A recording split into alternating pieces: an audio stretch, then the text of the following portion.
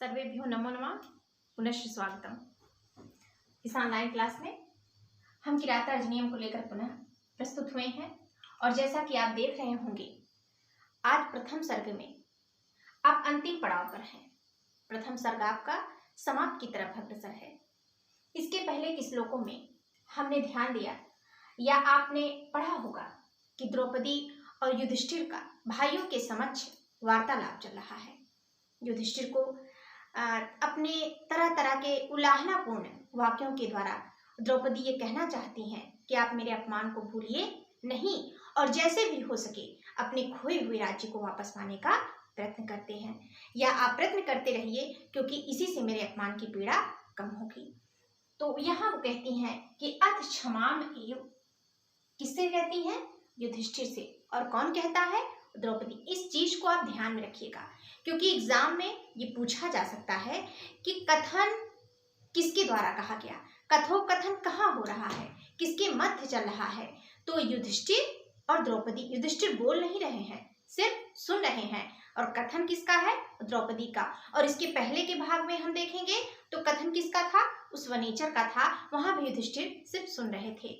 यहाँ इस श्लोक में द्रौपदी जी पुनः युधिष्ठिर से कहती हैं अथ, इसके पश्चात, इसके पहले भी उन्होंने व्यंग्यपूर्ण बातों को कहा, अब फिर वही कह रही हैं कि युधिष्ठिर जी मेरे इतना समझाने पर। देखिए युधिष्ठिर जी संबोधन नहीं किया उन्होंने राजन ही संबोधित किया है, लेकिन उनके कहने का तात्पर्य किससे है? युधिष्ठिर से ही। वो कहती हैं कि हे महाराज, यदि इतना सब कुछ मेरे कहने के बाद, मैंने जो कुछ भी कहा है, अगर इसको कहने के बाद अथ, अथ का अर्थ होता है पश्चात, अगर इसके पश्चात, तो इसका अर्थ ही आशय ही समझ में आएगा कि इसके पहले उन्होंने कुछ कहा है तभी तो वो ऐसा कह रही हैं। तो क्या कहती हैं कि इसके पश्चात क्षमामेव, अगर आप क्षमा को ही,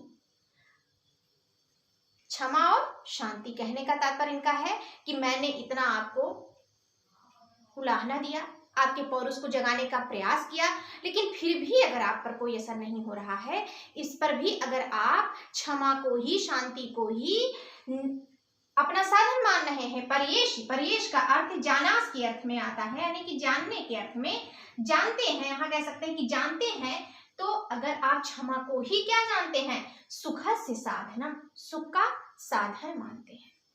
अगर मेरा जो कथन है वो आपको प्रभावित नहीं किया, यदि मेरे अपमान की पीड़ा ने आपको व्यथित नहीं किया, तो अगर इसके पश्चात भी आप क्षमा को ही सुख का लंबे समय से साधन जानते हैं या उसको सुख का साधन ही मानते हैं, तो निरस्तन विक्रमशिलाय। देखा जाए यहाँ आप अच्छी तरह से जानते हैं कि वे आपका किराता अर्जुनियम वीर रस से भरा हुआ है, क्योंकि पढ़ने से ही पता चल जाता है कि किस रस की प्रतीति हो रही है। यहाँ देखिए द्रौपदी के कथन से यह प्रतीति हो रही है कि निरस्त विक्रम चिराय।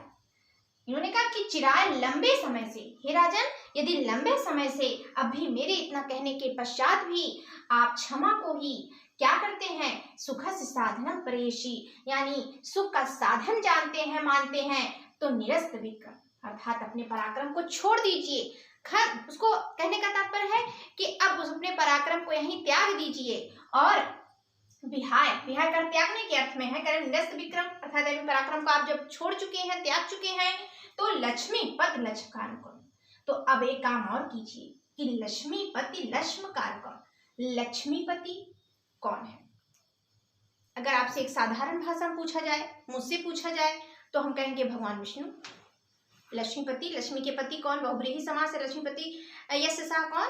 भगवान विष्णु। लेकिन यहाँ लक्ष्मी उससे भी तात्पर्य राजलक्ष्मी। किस लक्ष्मी के? राजलक्ष्मी के। और राजलक्ष्मी के राजा कौन हुए? महाराज युधिष्ठिर। तो कह रहे हैं कि हे लक्ष्मीपति, हे राजन, ये भी विशेषता किसकी है? युधिष्ठिर की। कह रहे हैं कि हे राजा युधिष्ठिर, हे राजन, अब आप क्या करिए? लक्ष्मीपति, हे राजन, लक्ष्मकारकम। लक्ष्म का अर्थ यहाँ है चिन्ह, पहचान। एक राजा का, एक क्षत्रिय का जो पहचान होता है, आप अच्छी तरह जानते हैं कि हमारे यहाँ 4 वर्ण व्यवस्था है, उसमें क्षत्रिय भी एक वर्ण व्यवस्था है।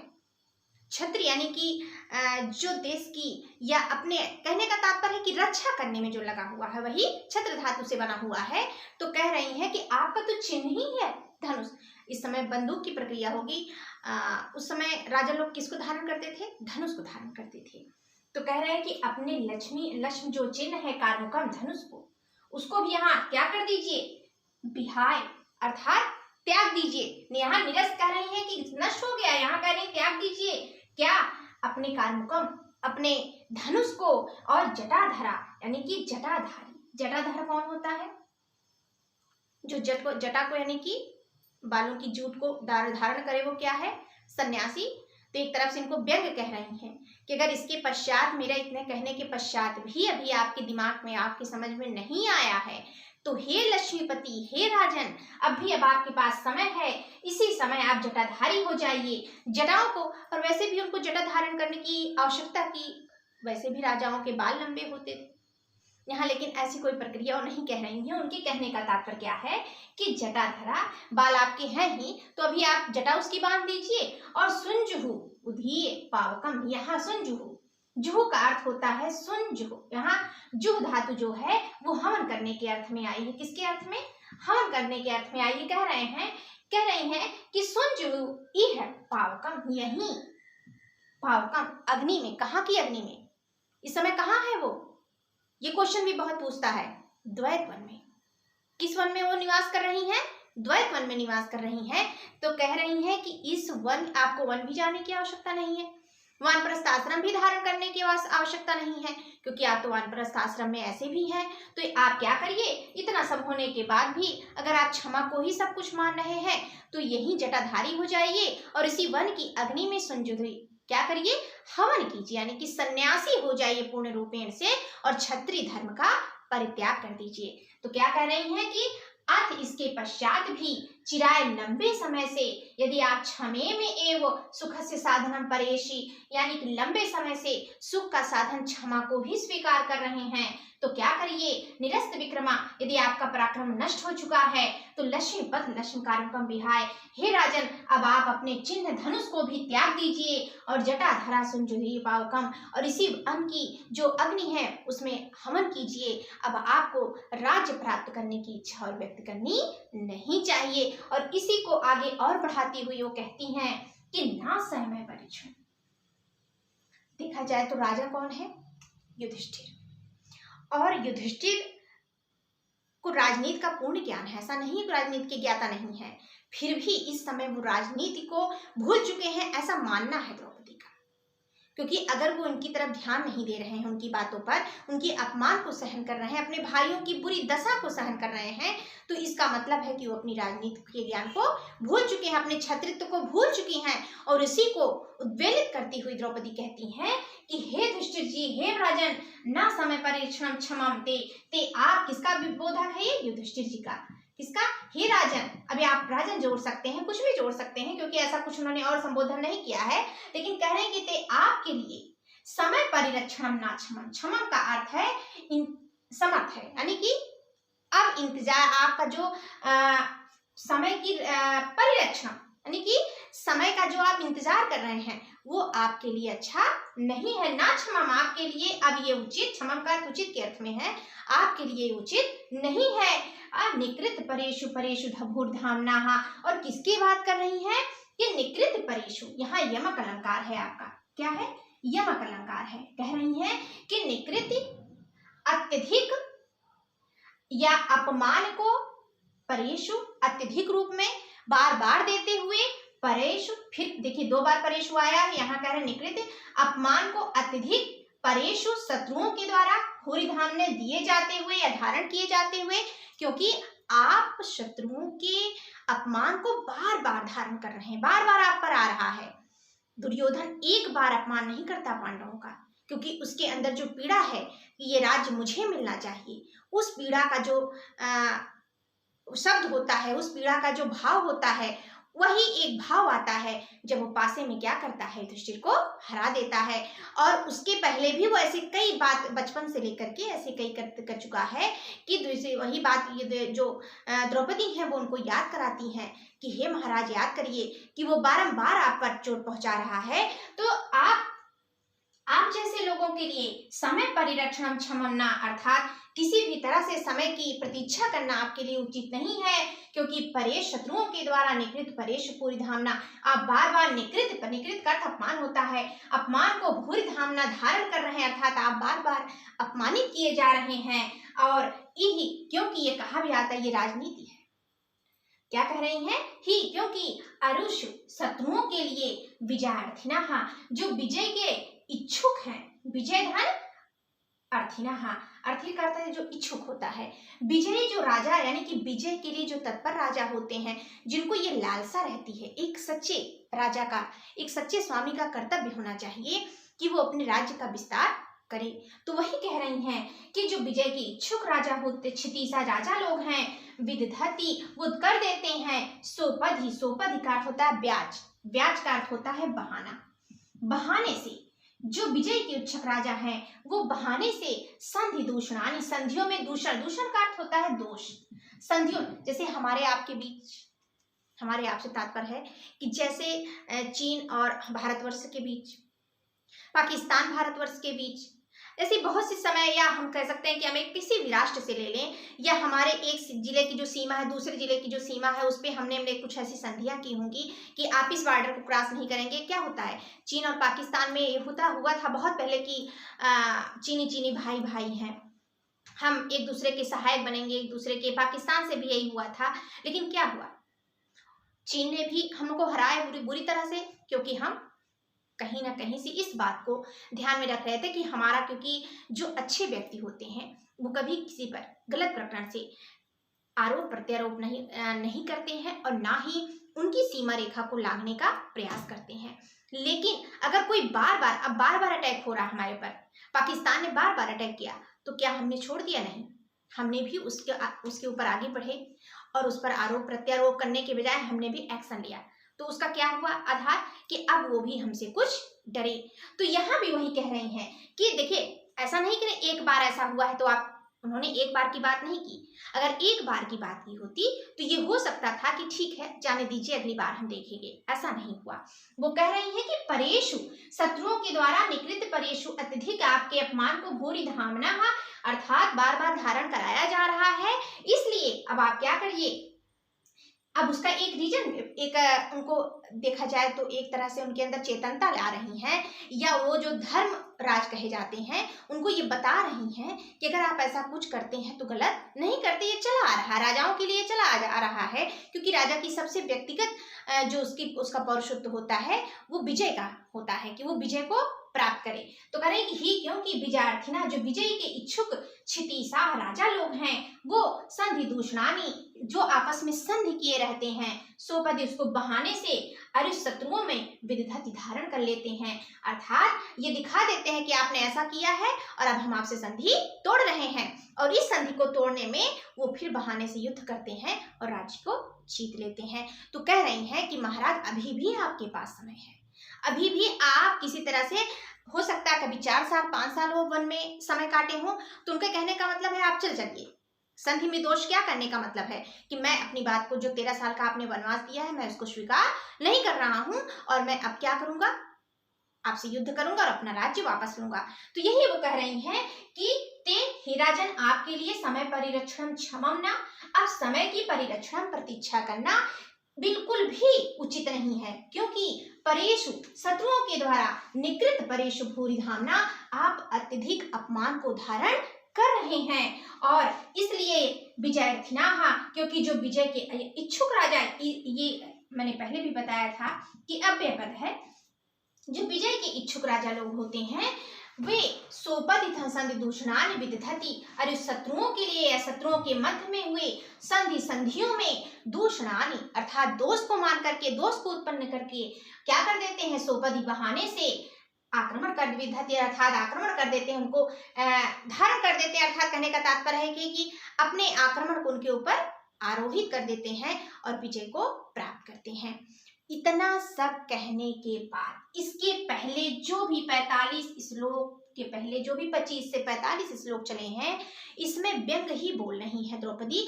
एक तरह से देखा जाए तो व्यंग नहीं बोल रही हैं, वो युधिष्ठिर को ये कहना चाह रही हैं कि अब आपके लिए किसी भी तरह से मेरे अपमान को दूर करने की स्थिति आनी चाहिए। आप यहाँ पर शांति को प्राप्त ना करिए। लेकिन इतना कहने के बाद, जैसे मैंने पहले भी कहा कि वो उनके स्वामी हैं, देश के राजा हैं और भाइयों में सबसे ज्येष्ठ हैं।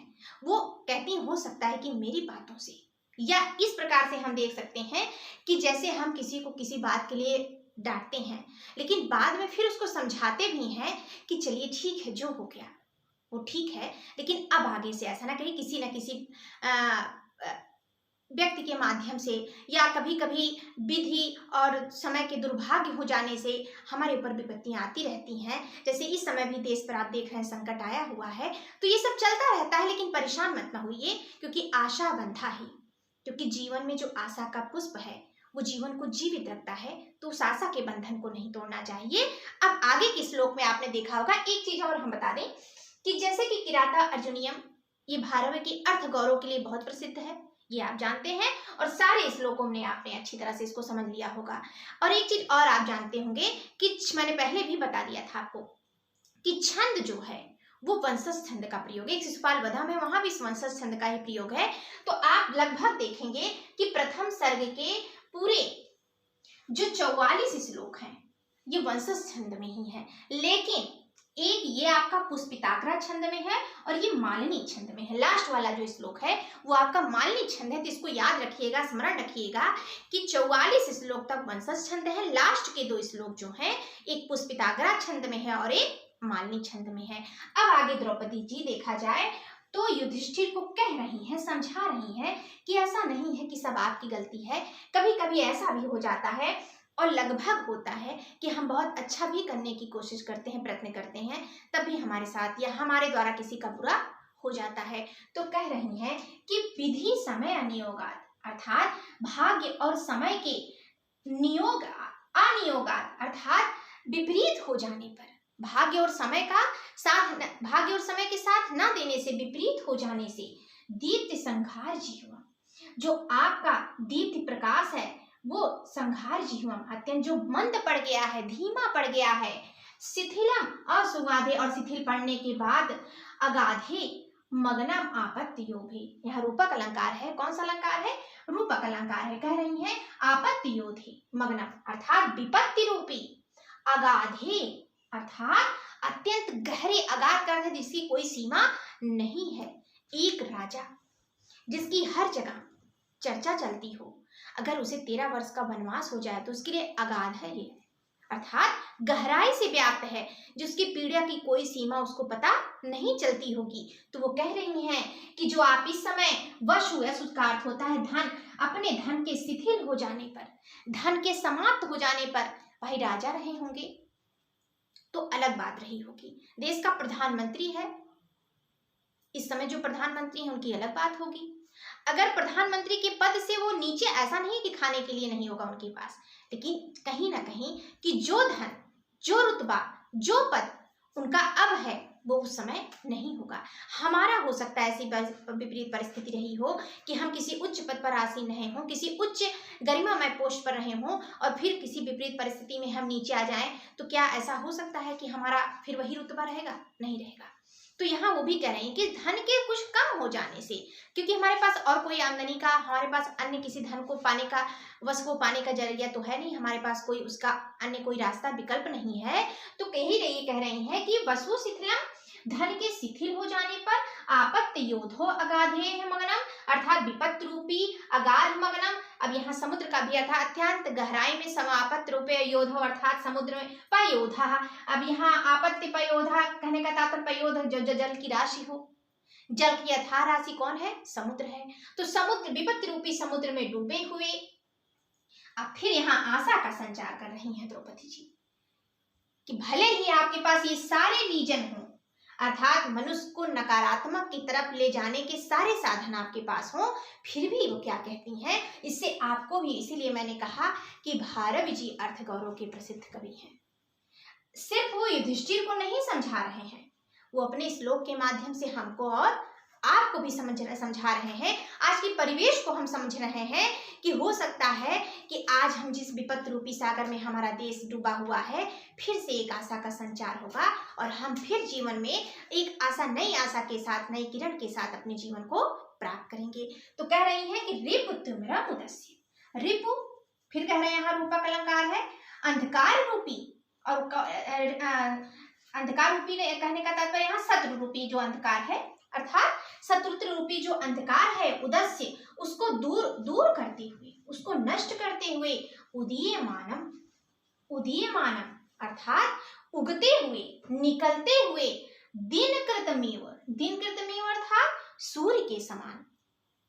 यहाँ उपमा अलंकार है आपका, कह रहे हैं कि दिन के समान त्वाम आप, भूयः फिर से, पुनः लक्ष्मी है त्वाम समप्य, तो आप पुनः अपनी उस लाज लक्ष्मी को दिनाद हो, अर्थात उसी सूर्य के समान क्या करेंगे, दिन प्रतिदिन या हर प्रत्येक क्षण में फिर क्या करेंगे आप, समभ्येतु अर्थात प्राप्त करेंगे। हे राजन, अब आप कहीं से भी व्यथित मत होइए, मुझे पूर्ण विश्वास है कि आप अपने पराक्रम से अपने भाइयों के साथ मिल करके पुनः अपने राजलक्ष्मी को प्राप्त करेंगे। किस प्रकार से, जैसे सूर्य उदित होता है रात के अंधकार को दूर करके, जैसे वो उदित हो जाता है, वैसे आप भी क्या करेंगे, अपने शत्रु रूपी अंधकार को नष्ट कर देंगे और उसी सूर्य के समान दिन प्रतिदिन क्षण भर निकलते हुए अपने राज्य लक्ष्मी को पुनः प्राप्त करेंगे। क्या कहते हैं, एक बार हम फिर से श्लोक का अवलोकन करते हैं कि विधि समय नियोगात, भाग्य और समय के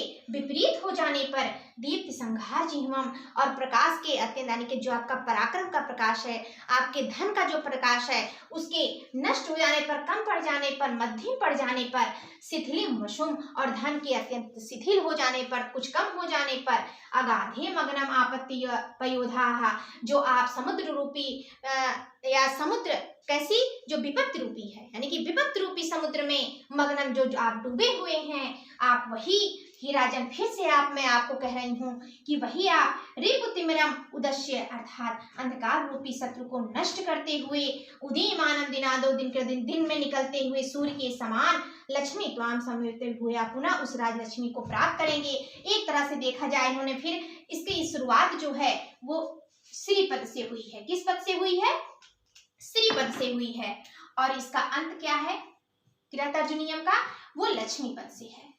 एक तरह से देखा जाए तो ये भी मंगलाचरणवाचक शब्द है, ये भी मंगलाचरणवाचक शब्द है, तो यहाँ भी एक तरह से देखा जाए तो मंगलाचरणम ही है, वो कह रही है। और दिन ग्रंथादे, ग्रंथ मध्य, ग्रंथ अंते, मंगलाचरणम कहीं भी हो सकता है, यानी कि आप कहते हैं कि आपके लिए सब कुछ अच्छा हो, तो यहाँ फिर वो कह रही हैं कि आप पुनः भूयः, पुनः उसी आप राजलक्ष्मी को समभ्येतु प्राप्त करेंगे। ये मेरा आपके लिए प्रार्थना है, आपके लिए कहीं ना कहीं से मंगल कामना है, इसलिए युधिष्ठिर जी हे राजन आप पुनः प्रयास करिए। तो इस प्रकार हम देखेंगे या देख रहे हैं कि किरातार्जुनीयम का प्रथम सर्ग आज आपका यहीं समाप्त हुआ। हम पुनः एक नवीन पुस्तक के साथ आपके समक्ष फिर उपस्थित होंगे। नमस्कार।